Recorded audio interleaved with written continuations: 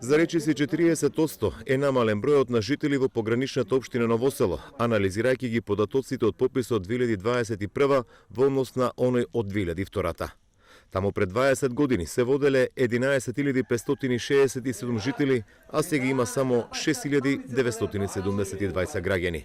Со ова се потврдува дека општина Ново село е една од најселените во земјава, зашто континуирано говореа жителите од Ново село. Ние ден не остана тука, сите са низ Германија нам.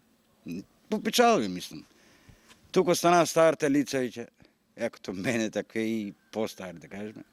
Младин нема. Живее се, убаво, ама без фамилија е тешко многу. Твоите? Там се, горе. Каде? Швейцарија.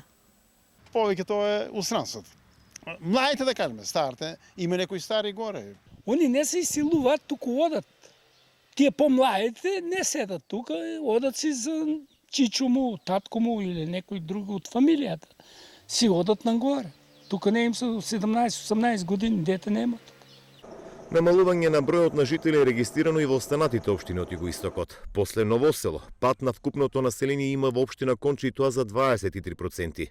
Во општина Босилово бројката на жители е намалена за 19,3%.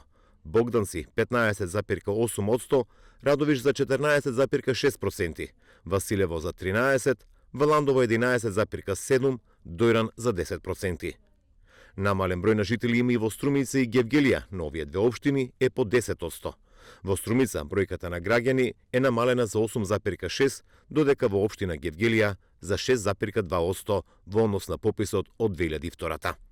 Ако пред речиси 20 години во југоистокот живееле 171.400 граѓани, со последниот попис во 10 општини од овој дел на државата, бројката е намалена за 23.000 граѓани, или приближно како една цела општина Гевгелија или општина Радовиш. Согласно последните статистички податоци, во две општини од југоистокот, конкретно во Василево и Конче, бројот на турската заедница е на 20%, со што се отвара патот за воведување на турскиот јазик како втор службен согласно законот за употреба на јазиците во државата.